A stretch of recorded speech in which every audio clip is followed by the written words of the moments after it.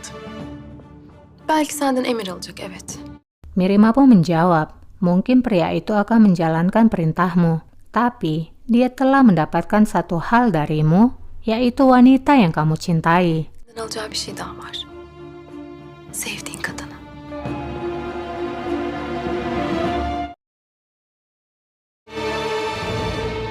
Nasıl anlatılır bu bil olanlardan? En sevdiklerinden alıyormuş diye. Di Amasya, Mustafa sedang membaca surat dari Bayezid yang dititipkan kepada Yavuz. Dalam suratnya, Bayezid menjelaskan bahwa dia sangat malu atas apa yang telah terjadi dan dia akan memberikan keterangan ketika mereka bertemu satu sama lain.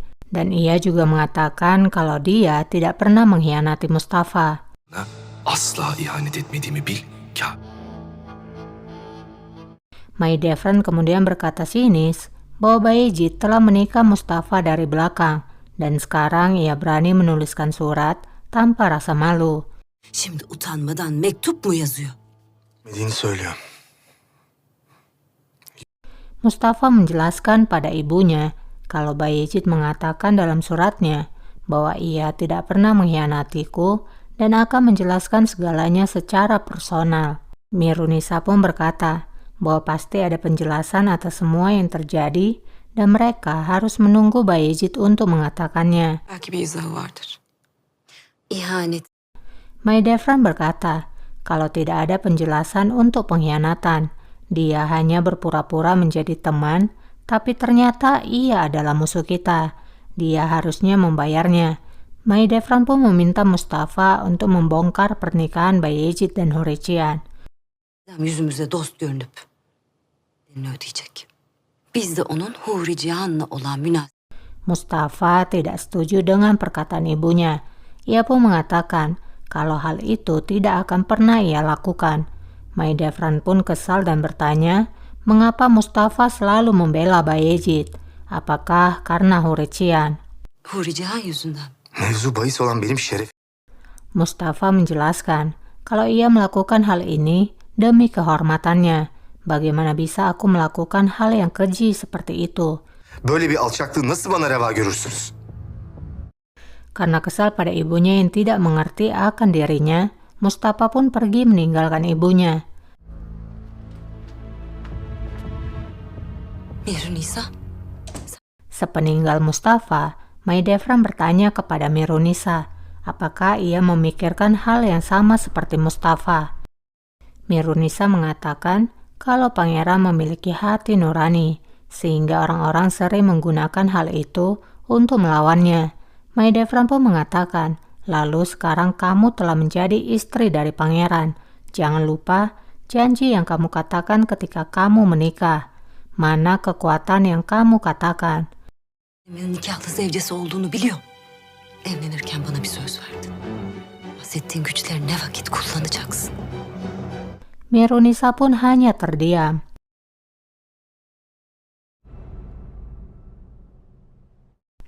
Di Kütahya, Pangeran Bayezid sedang membaca surat-surat. Kemudian pintu diketuk. Gel.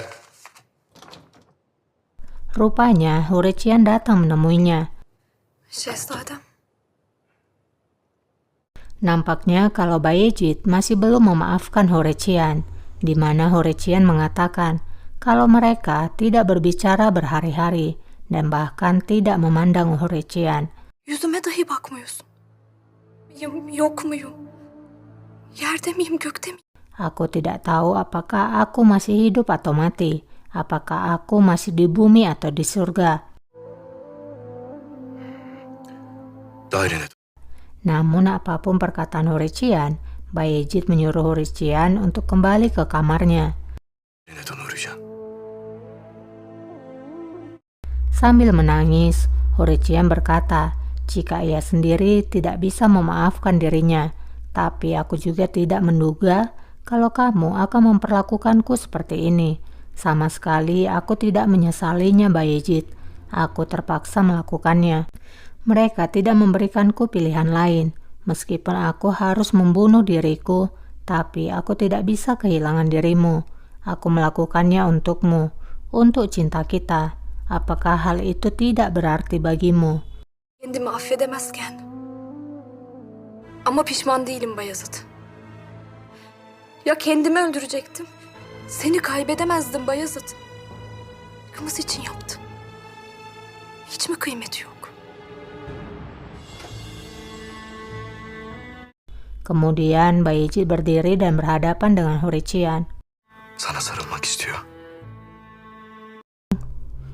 Bayezid berkata, aku sudah bertarung dengan diriku selama berhari-hari. Di sisi lain, aku ingin melupakan segalanya dan memelukmu.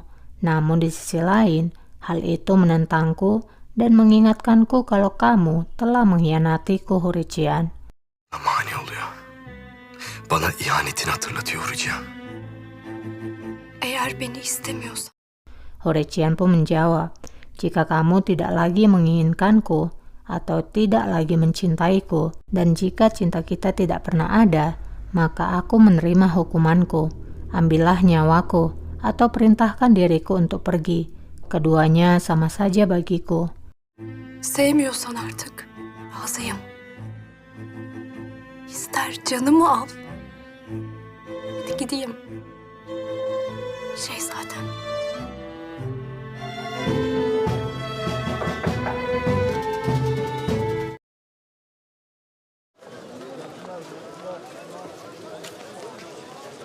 Di pasar, pria yang sebelumnya bertemu dengan Pangeran Mustafa, yaitu Cafer Aga, bertemu dengan pengawal Elkas, yaitu Abbas.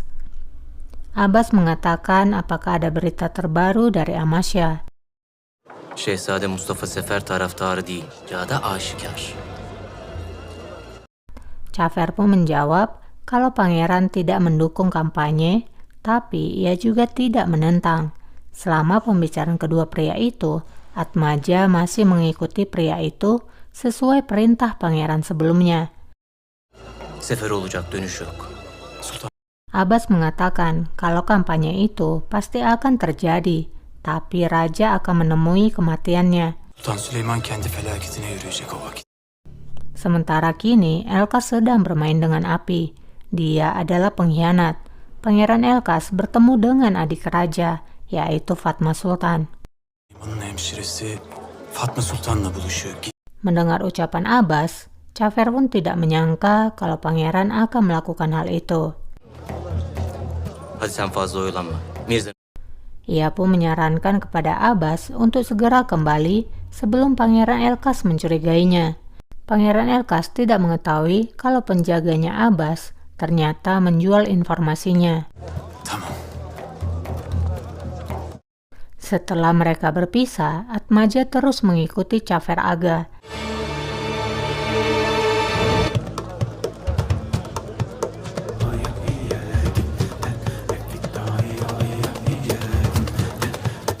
Nampak kalau Cafer Aga masuk ke dalam sebuah bangunan.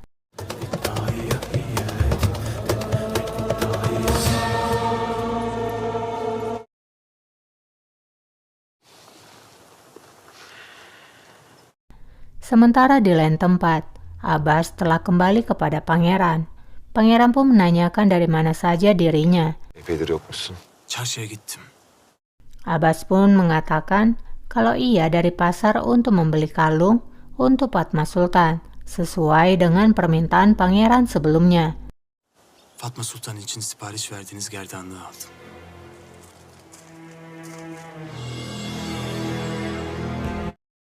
Pangeran pun melihat kalung ungu itu. Nampak memang kalau Pangeran Elkas mencintai Fatma Sultan dengan tulus.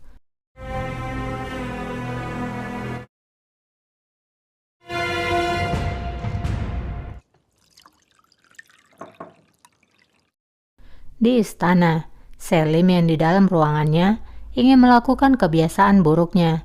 Namun saat itu, Nurbanu tiba di kamarnya.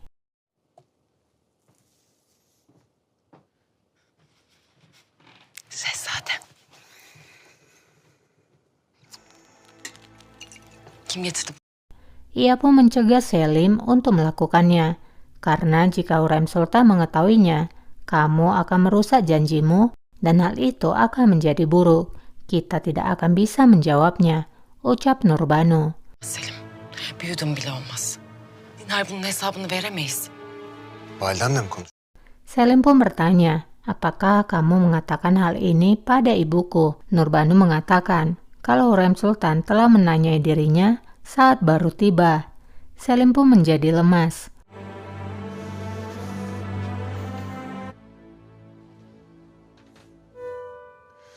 Bu saray boğuyor beni Nurbanu. Nurbanu kemudian menyampaikan, setidaknya Selim tidak harus minum selama ada raja. Selim pun berkata kalau istana ini mencekiknya. Setiap batu menghancurkanku. Meskipun aku lahir dan dibesarkan di sini, aku harusnya bahagia dan merasa aman. Tapi aku merasa sebaliknya. Her bir taşı üstüme geliyor. Burada büyüdün. Lakin tam tersi. Herkes. Karena setiap orang menantikanku melakukan kesalahan. Nurbanu pun berkata, jika demikian, mengapa kamu memberikan mereka kesempatan? Kamu adalah seorang ahli waris, seorang bupati. Jangan membuat raja memandangmu dengan rendah.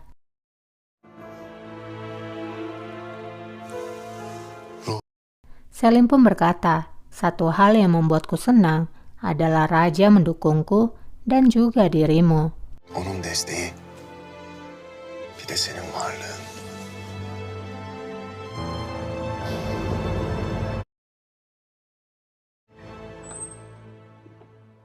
Validem. Cihangir. Di ruangan Cihangir, Hurrem datang menemui putranya. Sefere gitmemde hiçbir mani yokmuş. Cihangir menceritakan kalau dokter telah mengatakan ia baik-baik saja dan bisa ikut bergabung dalam kampanye. Mendengar ucapan Cihangir membuat Hurrem menjadi gelisah. Hurrem mengatakan, mengapa ia bersikeras ingin pergi. Aku tidak bahagia kalau kamu jauh dariku. Keadaanmu sangat sensitif.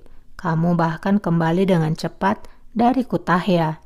Aku khawatir kalau sesuatu yang buruk akan terjadi padamu. Jangan membuatku melalui hal ini lagi, ucap Hurrem Sultan.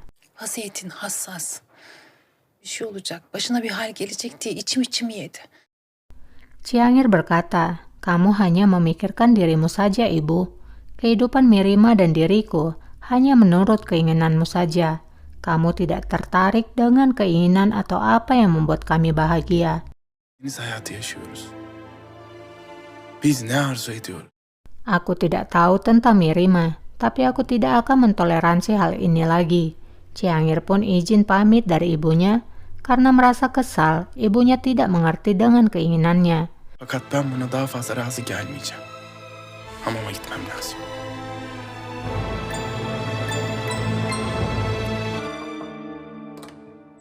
Sementara Hurrem terlihat sangat bersedih karena putranya tidak mau mendengarkannya lagi. Safkan Arap atı hünkârım. Di taman istana, Selim menunjukkan hadiah kuda yang sebelumnya ia persiapkan sebagai hadiah untuk ayahnya. Selim menjelaskan tentang kelebihan kuda yang ia berikan. Tüm atlar bir yana, bu bir yanaymış. Vela güçlü, dayanıklı. Di mana kuda itu sangat kuat, namun yang paling penting kuda tersebut setia dan patuh. Raja pun mengatakan ia sangat menyukai kuda itu, karena sangat sulit untuk menemukan bahkan seorang pangeran yang memiliki kualifikasi seperti kuda ini. Bugünlerde bu meziyetlere sahip bir şehzade dahi bulmak. Mendengar ucapan raja itu, Selim pun menunduk.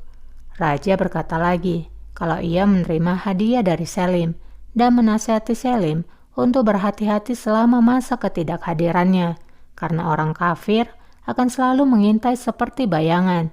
Jika kamu menunjukkan kelemahanmu, maka mereka akan bersembunyi dan menyerang kelemahanmu. Selim pun menjawab, ia akan belajar dan berhati-hati.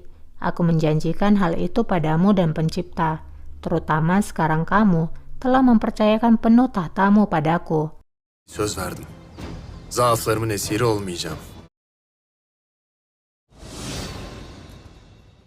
Adem sizi bekliyorlar. Ben geldim. Di kediaman Pangeran Elkas, Fatma kembali menemui Elkas. Fatma menyuruh pada Melek agar menyuruh para penjaga kembali dan tidak perlu menunggunya. Gitsinler. Ben döneceğim vakit gelirler. Meski Melek menentang, namun Fatma memaksa Melek untuk mematuhi perintahnya. Sultanım Ne emniyetiniz... diyorsam onu yap Melek. Böyle de...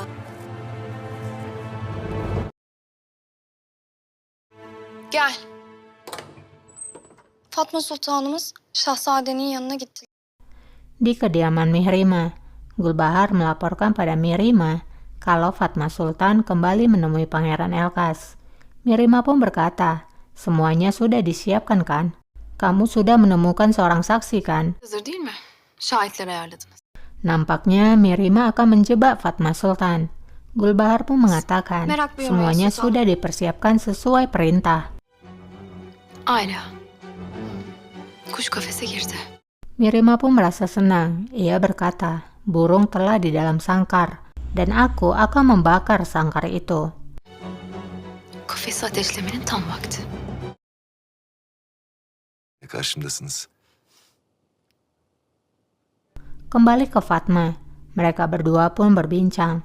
Pangeran juga memberikan kalung yang sebelumnya telah ia persiapkan kepada Fatma.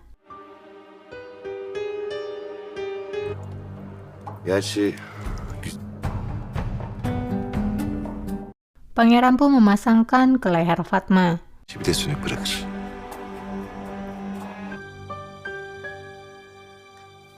Fatma sangat bahagia dan mengatakan, ia merasa kalau ia tidak akan pernah merasakan cinta lagi. Namun hal itu kurasakan lagi saat kehadiranmu. Umudum da yoktu. Benim için. Ta ki siz karşıma çıkın. Pangeran menyampaikan kalau hari ini adalah hari terakhirnya di Istanbul dan ia ingin menghabiskan waktu bersama Fatma Sultan. İstanbul'da son günlerim. Mümkün olsa Fatma Sultan pun mengatakan kalau ia juga menginginkannya, namun mereka tidak bisa melakukannya. Di sekeliling mereka adalah api, karena mereka berasal dari dua dinasti yang berbeda. Kat etrafımızı bir ateş gibi sarmış. Pangeran pun memegang tangan Fatma dan mengatakan, yağmurun toprağa düş. siapa yang bisa menghentikan hujan? Siapa yang bisa menghentikan matahari terbit? Fatma pun menarik tangannya kembali dan mengatakan, tidak seperti ini dan bukan di tempat ini. Kamu tahu tradisi kita sangat baik. Pangeran pun mengatakan, aku tahu, tapi hatiku tidak mau mendengarkanku. Gönül ferman dinlemiyor. Ah, be sus ki. Kembali lagi, Pangeran mengatakan kata-kata puitisnya. Suzi tu karha bekunet nimşibi. Def itabı yari peri çehre. Namun baru beberapa saat merasakan kebahagiaan dari puisi Pangeran, terdengar suara ribut dari luar ruangan. Fatma pun merasa tidak nyaman. Ne oluyor? Abbas! Pangeran pun memanggil pengawalnya Abbas, namun ketika pintu dibuka, rupanya bukan penjaganya yang masuk, melainkan orang asing. Kimsiniz? Ne Pangeran pun menanyakan siapa mereka dan apa mau mereka. istiyorsunuz? Şikayet var efendi. Pria yang memakai tudung putih, ia pun berkata bahwa mereka telah mendapatkan pengaduan yang menyampaikan bahwa di rumah ini terdapat perzinahan. Zina yapılıyormuş bu hanede. Zina mı? Siz görmüyor musunuz? Fatma tidak senang mendengarnya dan mengatakan, apakah kami terlihat melakukan perzinahan? Pria itu pun menjawab, kamu bisa menjawabnya nanti di depan hakim. Kami datang kemari bukan tanpa sesuatu, tapi karena sebuah komplain. Pria itu pun menyuruh bawahannya untuk membawa Pangeran dan Fatma ke penjara. Şikayet var. Götürün şunları zindana atın çabuk. Fatma pun menjadi marah dan mengatakan, kalau mereka berani, maka mereka akan dipenggal. Penghinaan apa ini? Di hadapan kalian adalah seorang sultana. Aku adalah Fatma Sultan. Karşınızda bir sultan var sizin. Fatma Sultanım ben. Pria bertudung putih tertawa tak percaya. dan menganggap kalau Fatma mencoba membodohinya. Koskoca bir sultanın böyle bir yerde işi... Ia pun bertanya apa yang dilakukan seorang sultana di rumah ini bersama seorang pria. Fatma pun mengatakan, bagaimana kalau ini memanglah benar? Kalau aku adalah seorang sultana, apa yang akan kamu lakukan kemudian? Ya söylediklerim doğruysa?